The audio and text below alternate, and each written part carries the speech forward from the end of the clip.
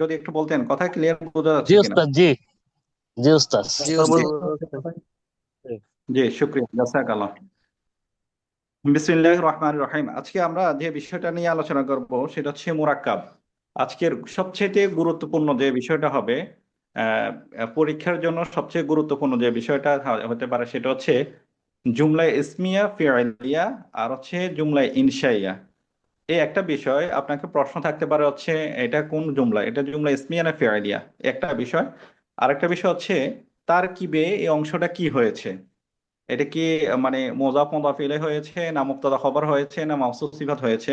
আমরা আজকের মধ্যে দুইটা বিষয়, মৌসুফ সিফাত এবং কি মুদাফ মুদাফ ইলাইহি কে সবচেয়ে বেশি ফোকাস করব। আশা করছি আজকে যারা ক্লাসে মনোযোগ দিয়ে ক্লাস করবেন, দ্বিতীয়বার আর মুদাফ মুদাফ ইলাইহি এবং কি মাউসুফ সিফাতের বিষয়ে আপনাকে আর পড়তে হবে না আশা করছি। মানে আশা করছি 100 ভাগ 98 ভাগ হয়ে যাবে। আর ব্যতিক্রম দুই একটা থাকতে পারে হয়তো তখন আর কি, তবে ম্যাক্সিমাম আপনাকে সবচেয়ে গুরুত্বপূর্ণ যে যেটা মানে সাধারণত যেগুলো এগুলাই প্রশ্ন থেকে আসবে আশা করছি।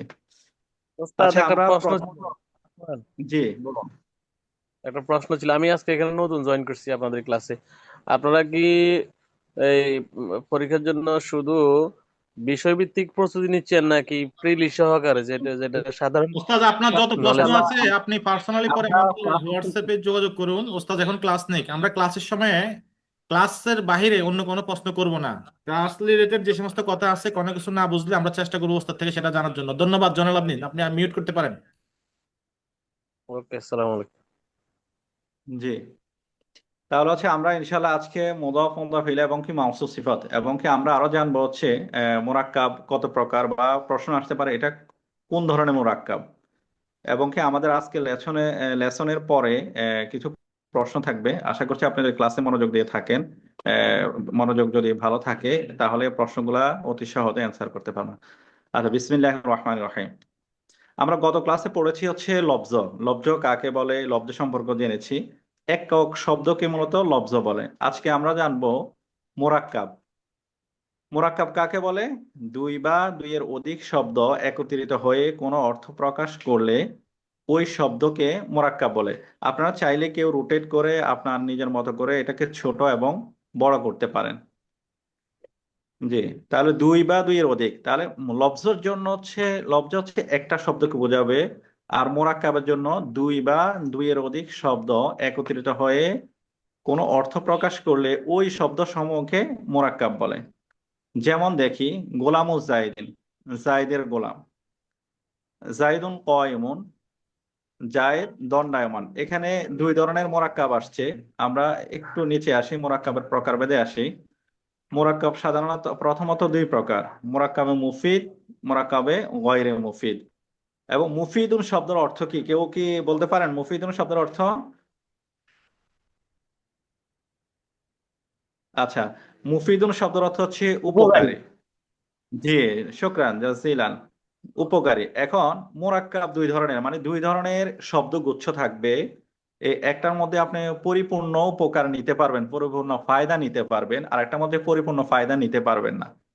তো যেমন এখানে এই দৃষ্টিকোণ থেকে মোরাক্কাবকে দুই ভাগে ভাগ করা হয়েছে: মোরাক্কাবে মুফিদ আর মোরাক্কাবে গয়রে মুফিদ। এখন আসুন, মোরাক্কাবে মুফিদ কাকে বলে। যে মোরাক্কাব, যে বাক্যের বক্তা কোনো কথা বলার পর শ্রোতার কোনো সংবাদ বা কোনো বিষয় বুঝে আসে, তাকে মোরাক্কাবে মুফিদ বলে। সহজ কথা হচ্ছে, যখন বক্তা কোনো একটা কথা বলবে আপনি এটা দ্বারা মানে বক্তা যা বুঝাইতে চেয়েছে আপনি এটা বুঝতে পারবেন এবং মোটামুটি একটা পরিপূর্ণ বুঝ থাকবে। যেমন যেমন আমরা যে উপরের উদাহরণটা দেখি, দেখেন একেবারে উপরের উদাহরণটা দেখেন, গোলাম উপরে দুইটা উদাহরণ দিয়েছি। এটা হচ্ছে গোলাম ও জায়েদিন, জায়েদের গোলাম। এখানে আসলে জায়েদের গোলাম কি হয়েছে, আছে, চলে গেছে, মারা গেছে, বা কাজে আছে, এটা কিন্তু মানে পরিপূর্ণ বাক্য না, বা মোরাক্কাবে মুফিদ না, পরিপূর্ণ ফায়দা আপনাকে দিতে পারতেছে না। কিন্তু জায়েদুল কয়মুন, জায়েদ দণ্ডায়মান, এটা দ্বারা আপনি মোটামুটি একটা বিষয় বুঝেছেন যে হ্যাঁ জায়েদ এখানে আসছে, জায়েদ দণ্ডায়মান আছে, দাঁড়ানো আছে। আসুন মোরাক্কাব মুফিদ বা মোরাক্কাব মুফিদের অপনাম। এখন আপনাকে যদি মোরাক্কাব মুফিদ হিসাবে আপনি পড়ে যান, কিন্তু এগুলার প্রশ্ন আছে জুমলা কাকে বলে বা নিচের কোনটা কোন জুমলা। এই জন্য মোরাক্কাব মুফিদের কি কি অপর নাম আছে, কি কি নাম আছে আমরা সেটাও সাথে সাথে জেনে নিই। মোরাক্কাব মুফিদকে মোরাক্কাব নাম বলে, জুমলা বলে, কালাম বলে। তাহলে আমরা জানলাম মোরাক্কাব মুফিদকে কি কি বলে, মোরাক্কাবে তাম, জুমলা এবং কালাম। এর ফাঁকে আমরা এবার আসি হচ্ছে মোরাক্কাবে মুফিদের প্রকারভেদ। আমরা আপনাদের দৃষ্টি আকর্ষণ করে আচ্ছা মোরাক্কাবে মুফিদের প্রকারভেদটা একটু পড়ে ফেলি। মোরাক্কাবে মুফিদ দুই প্রকার। এখন হচ্ছে মোরাক্কাবে মুফিদ দুই প্রকার, সবচেয়ে গুরুত্বপূর্ণ আজকের টপিকের মধ্যে এটা একটা অংশ। মোরাক্কাবে মুফিদ দুই প্রকার, দুই ধরনের হয়ে থাকে। একটা হচ্ছে জুমলায়ে খবরিয়া, আর একটা জুমলায়ে ইনশাইয়া। জুমলায়ে ইনশাইয়া, তাহলে হচ্ছে মোরাক্কাব মুফিদ দুই প্রকার, জুমলায়ে খবরিয়া, ইনশাইয়া। এখন খবরিয়া কাকে বলে? যে বাক্যের বক্তাকে সত্য মিথ্যা গুণে গুণান্বিত করা যায় তাকে জুমলায়ে খবরিয়া বলে। অন্যভাবে বলা যায় যে বাক্য সত্য ও মিথ্যা হওয়ার সম্ভাবনা রাখে। মানে ধরুন একটা কথা বলেছে, এখানে জায়েদ উপস্থিত হয়েছে। এ, ওস্তাদ জিজ্ঞাসা করলো জায়েদ কি আজকে ক্লাসে উপস্থিত হয়েছে? কেউ একজন বললো জি জায়েদ ক্লাসে উপস্থিত হয়েছে। এই কথাটা কিন্তু সত্য হতে পারে, মিথ্যা হতে পারে। আবার আপনি দ্বিতীয় অপশনটা বোঝার জন্য এখনই একটু বলে দিচ্ছি, সেটা হচ্ছে ধরুন আহ, তুমি যে বই নিয়ে আসো, তুমি বই নিয়ে আসো, এটা হচ্ছে এটার মধ্যে কিন্তু সত্য মিথ্যা হওয়ার কোনো মানে বিষয় নেই। তুমি বই নিয়ে আসো মানে কেউ একজন অর্ডার করছে বা ওস্তাদ অর্ডার করেছে, তুমি বই নিয়ে আসো, এটা সত্য মিথ্যা হতে পারে এরকম কোনো সম্ভাবনা নাই। কিন্তু অপরদিকে জায়েদ আজকে ক্লাসে উপস্থিত ছিল, এই কথাটা সত্য হতে পারে মিথ্যা হতে পারে। এটা যদি এমনটা হয় তখন হবে জুমলায়ে খবরিয়া। আর যদি যে কথাটা সত্য মিথ্যার অবকাশ রাখে না, এটা হবে জুমলায়ে ইনশাই। এটা ইনশাল্লাহ সামনে আসতেছে। এখন জুমলায়ে খবরিয়াটা মানে সত্য মিথ্যার অবকাশ রাখে, এই এইটা আবার দুই ধরনের হতে পারে। একটা হচ্ছে জুমলায়ে ইসমিয়া, আর একটা হচ্ছে জুমলায়ে ফেআলিয়া। তাহলে আমরা জানলাম জুমলায়ে খবরিয়া কয় ধরনের হতে পারে, দুই ধরনের, জুমলায়ে ইসমিয়া এবং জুমলায়ে ফেআলিয়া। এখন জুমলায়ে ইসমিয়া কাকে বলে একটু মনোযোগ দিয়ে শুনবেন। জুমলায়ে ইসমিয়া বলা হয় যে জুমলায়ের প্রথম অংশটি এসএম হয় তাকে জুমলা ইসমিয়া। আসেন আমরা উদাহরণে আসি। রশিদুন আলিমুন, রাশেদ আলেম। এখন এই যে রশিদুন আলিমুন, এখানে রশিদুন এসএম ফেইল হরফের মধ্যে আমরা যদি এই তিন প্রকারের মধ্যে যাচাই করি তাহলে রশিদুন একজনের নাম, আর কোনো কিছুর নাম হচ্ছে এসএম, তাহলে রশিদুন হচ্ছে এসএম, আর আলিমুন হচ্ছে আলিমুন এসএম। কিন্তু প্রথম অংশটা আমাদেরকে বলছে যে জুমলায়ের প্রথম অংশটি এসএম হবে তাকে জুমলায়ে ইসমিয়া বলে। মানে একটা জুমলা থাকবে, একটা লাইন থাকবে বা একটা বাক্য হবে, ওই বাক্যের প্রথম অংশটা এসএম হবে, তখন হচ্ছে জুমলায়ে ইসমিয়া। তাহলে জুমলায়ে ফেআলিয়া কাকে বলে? যে জুমলায় প্রথম অংশটি ফেল হয় তাকে জুমলায়ে ফেআলিয়া বলে। যেমন দেখেন দরাবা খালিদুন অথবা নাসারা খালিদুন ধরতে পারেন, বা দরাবা খালিদুন। যেমন নাসারা খালিদুন যদি আপনি ধরেন, নাসারা খালিদুন খালেদ সাহায্যকারী, দরাবা খালিদুন খালেদ প্রহারকারী, মানে খালেদ কাউকে মেরেছে। এই যে দরাবা, দরাবা যদি এসএম এবং ফেইল হরফের মধ্যে বলি, এটা হচ্ছে ফেইলের মধ্যে পড়বে।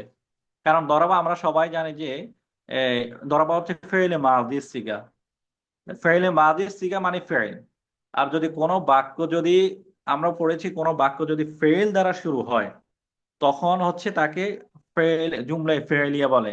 আর এসএম দ্বারা আজকে এই এই কথাটা আমরা সারসংক্ষেপে টেনে ফেলি, সেটা হচ্ছে জুমলা দুই ধরনের হতে পারে। যেমন আপনি যদি কোরআন শরীফে খোঁজেন খতামাল্লাহু আলা কুলুবিহিম, অথবা এই এই যে খতামা, খতামা ফেইলে মাদি, এই যে ফেইলে মাদি যদি দ্বারা যদি বা কোনো ফেইল দ্বারা যদি শুরু হয় বাক্যটা, তখন এটা হবে জুমলায়ে ফেইলিয়া।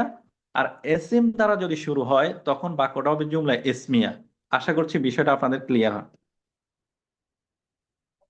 এখন জুমলায়ে ইসমিয়া আমরা এই যে এই পেজে দেখেন মোরাক্কাব এবং মুফিদ, উপরে দেখেন একবার উপরাংশে মোরাক্কাব এবং মুফিদ দুই ধরনের, জুমলায়ে খবরিয়া, জুমলায়ে ইনশাইয়া। আমরা এতক্ষণ পড়েছি জুমলায়ে খবরিয়া। এবার আসুন জুমলায়ে ইনশাইয়া। জুমলায়ে ইনশাইয়া কাকে বলে? আমরা খবরিয়া বলেছি যে বাক্যের বক্তাকে সত্য মিথ্যা গুণে গুণান্বিত করা যায়।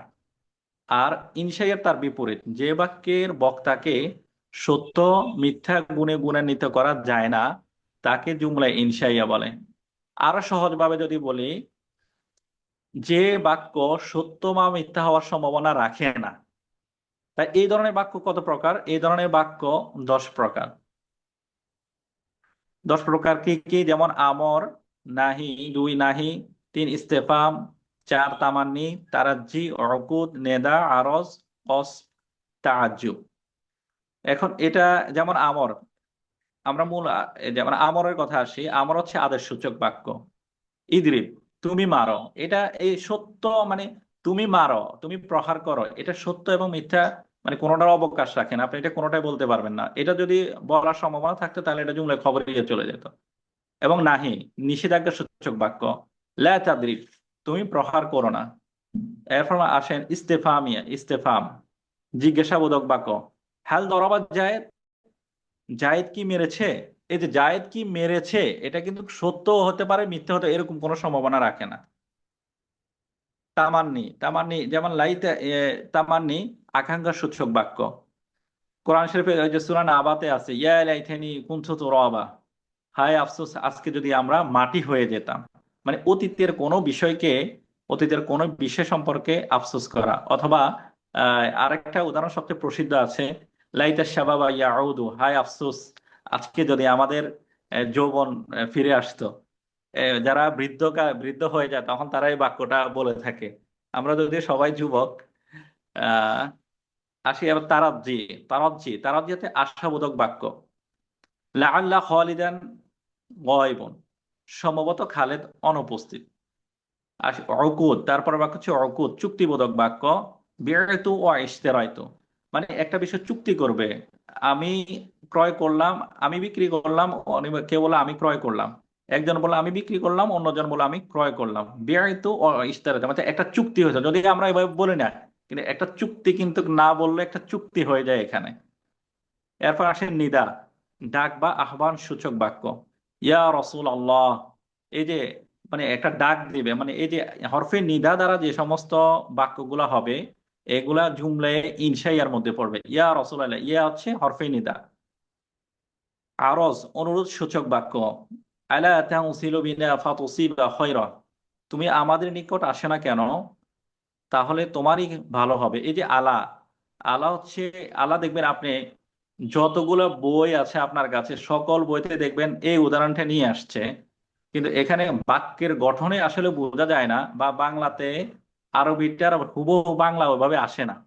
তো বাক্যের গঠনও বোঝা যায় না, এখানে অনুরোধ করা আছে। মনে হচ্ছে এই যে আলা হচ্ছে, এই যে আলা শব্দটা এটা হরফে তানবিয়ে হয় এবং হরফে আরদ হয়, কিন্তু এটা হচ্ছে হরফে আরদ, মানে কিছু অনুরোধ সূচক কিছু বাক্য থাকে তার মধ্যে এই যে আলা হচ্ছে হরফে আরদ। আলা তাউসিলু বিনা ফাতুসিবা খায়রা।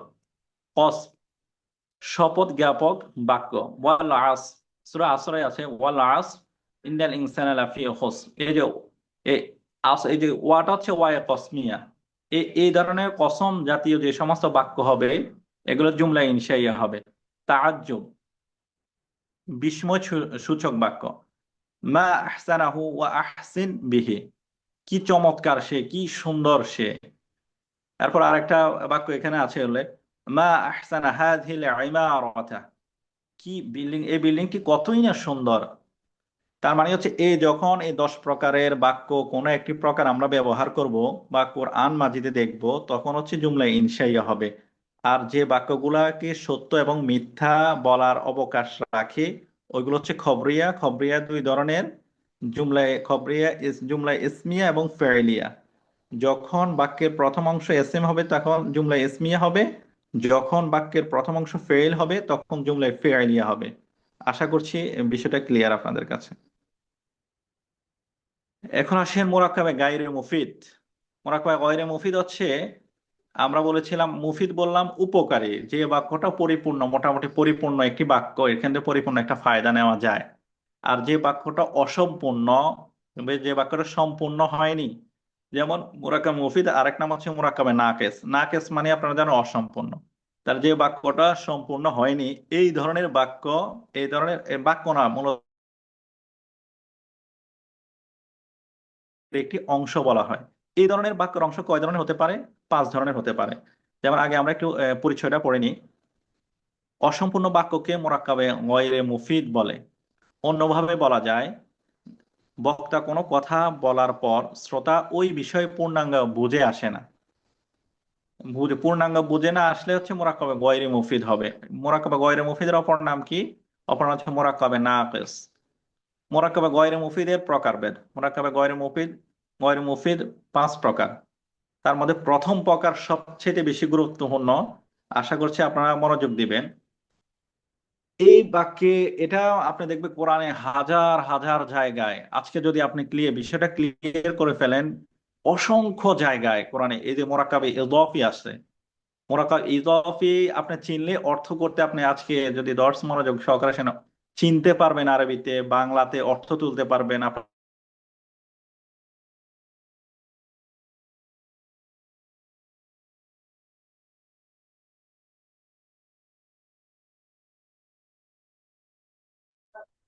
কথাটা শোনা যাচ্ছে না স্যার।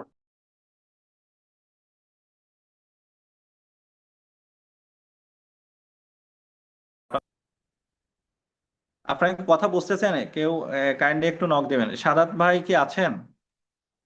জি, বোঝা যাচ্ছে স্যার। ও আচ্ছা, তাহলে হচ্ছে ওনার এখানে হয়তো নেটওয়ার্কের প্রবলেম। তাহলে মোরাক্কাব মুফিদ গয়রে মুফিদকে আমরা 5 ভাগে ভাগ করতে পারি। আজকের সবচেয়ে গুরুত্বপূর্ণ প্রথম প্রকারটা এবং সবচেয়ে গুরুত্বপূর্ণ শেষের প্রকারটা। কিন্তু আপনার পড়ার স্বার্থে পরীক্ষিত যে কোনো জায়গা থেকে কোশ্চেন আসতে পারে। আপনি প্রত্যেকটাই মনোযোগ সহকারে শুনবেন আশা করি। আসেন, মোরাক্কাব ইদাফি এই বিষয়টা আমরা সবাই জানি, হয়তো অনেকের বিষয়টা পরিপূর্ণ মনে নেই। এই দেখেন, মুদাফ এবং মুদাফি ইলাই মিলে মোরাক্কাব ইদাফি হয়। তাহলে হচ্ছে মোরাক্কাব ইদাফি হওয়ার জন্য শর্ত হচ্ছে মুদাফ এবং মুদাফ ইলাই, যেখানে তারকিবে মুদাফ এবং মুদাফ ইলাই হবে, ওই দুইটা মিলে হচ্ছে মোরাক্কাব ইদাফি। এবং মোরাক্কাবে মুদাফে ইলাই সর্বদা মাজরুর হয়। এখন আপনি বাংলাতে কিভাবে চিনবেন, আরবিতে কিভাবে চিনবেন? চেনার আলামত। আসেন, মারেফা আজকে এটা আমাদের পার্ট না, পার্টের বাইরে একটু বিষয় আপনাকে আলোচনা করতে হবে। এটা আমাদের সামনের লেকচারে এটা আলোচনা হবে। মারেফা চেনার উপায় 7টি। তার মধ্যে একটি হচ্ছে কোন ধরনের নাম হচ্ছে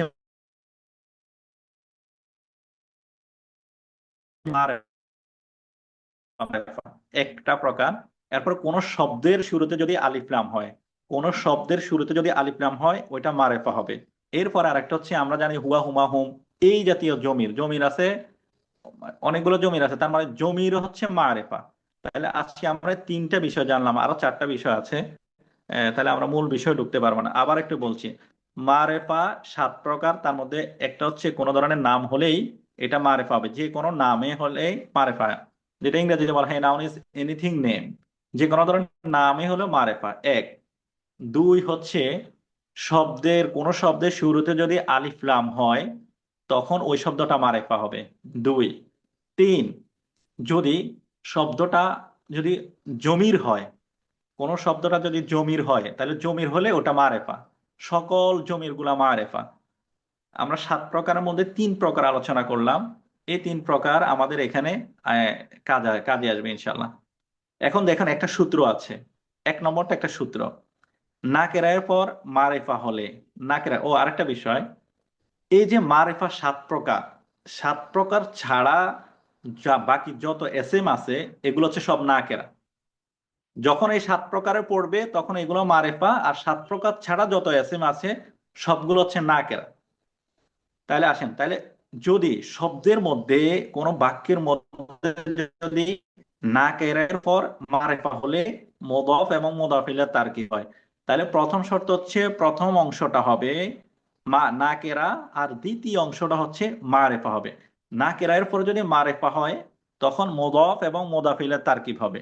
এই একটা বিষয়। যেমন আমরা যদি, আচ্ছা আমরা একটু উদাহরণে যাই, বিস্তারিত আলোচনা করে আরেকটু ভালো বুঝবেন।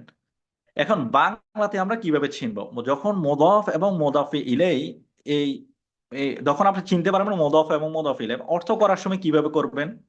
যেমন মুদাফ মুদাফ ইলাইহি একটা নিচে একটা উদাহরণ আছে, দেখেন একবার নিচের দিকে আসেন। কলামু জাইদে, কলামু শব্দটা হচ্ছে নাকেরা, কারণ এখানে কলামু শব্দের মধ্যে কি আলিফ লাম আছে? নাই। কলামও কি কোনো মানে কি কোনো কিছুর নাম? কলম যদি হয় আপনাকে বলবেন মেটাডো কলম বা আদার্স মেটাডো প্রিন্ট পয়েন্ট বা আদার্স কলমের একটা নাম থাকবে। কিন্তু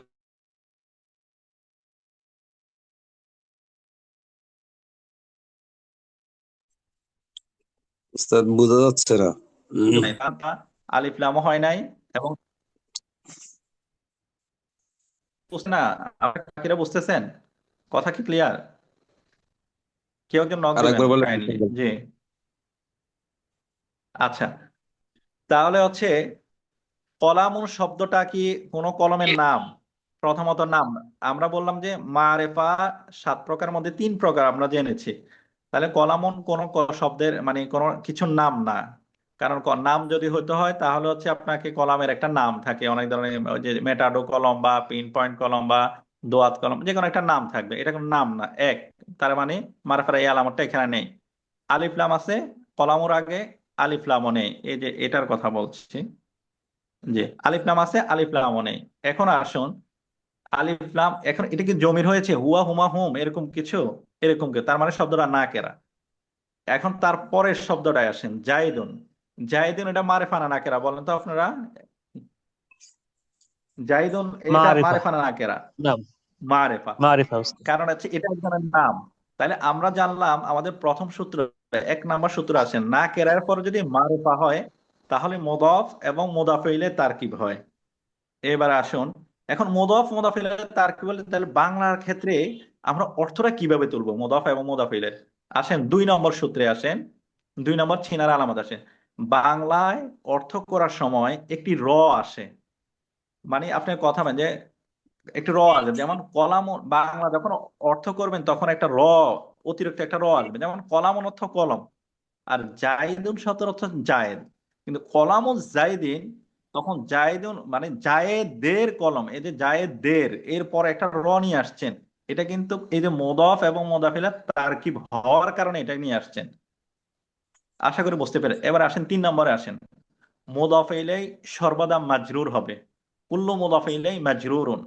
তাহলে প্রত্যেকটা মুদাফ ইলাই সর্বদা মাজরুর হবে। এখানে মাজরুরটা 2 কাসরা দ্বারা, মানে 2 জের দ্বারা হয়েছে।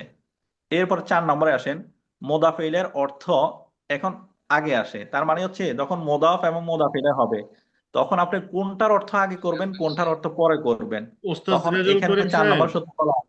ওস্তাদ রেজুল জি, করিম, আমাদের এই মিটিংটা জি, হয়তো 2 থেকে 3 মিনিট পরে কেটে যেতে পারে। তো আমরা গ্রুপে আরেকটা লিংক শেয়ার করব, যারা জয়েন করেছেন আপনারা গ্রুপ থেকে লিংক দেখে জয়েন করে ফেলতে পারবেন ইনশাল্লাহ। জি। আচ্ছা, তাহলে আমরা এখানে মুদাফ মুদাফ ইলাইহির আলোচনা করে ইনশাল্লাহ কেটে দেব। আপনি কন্টিনিউ করুন, কন্টিনিউ বা করুন। জি, তাহলে দেখেন, প্রথমত হচ্ছে আমরা এখানে একটা বিষয় শিখলাম হচ্ছে প্রথমত মুদাফ এবং মুদাফ ইলাইহি কিভাবে চিনে আরবিতে। আর তখন আমরা বললাম যে হচ্ছে নাকিরার পর যখন মারেফা হবে তখন মুদাফ এবং মুদাফ ইলাইহি তারকিব হবে। এরপর হচ্ছে প্রত্যেকটা মুদাফ ইলাইহি মাজরুর হবে। এরপর হচ্ছে আমরা চিনলাম যে বাংলায় অর্থ করার সময় সময় মুদাফ এবং মুদাফিলের মাঝে একটা র উচ্চারণ আসে, একটা র আসবে। এরপরে হচ্ছে আরেকটা বিষয় হচ্ছে যখন মুদাফিলেই, এখন মুদাফের অর্থ আগে তুলবো না মুদাফিলের অর্থ আগে তুলবো, তখন আমাদের চতুর্থ সূত্র দেখেন, মুদাফিলের অর্থ সবার আগে।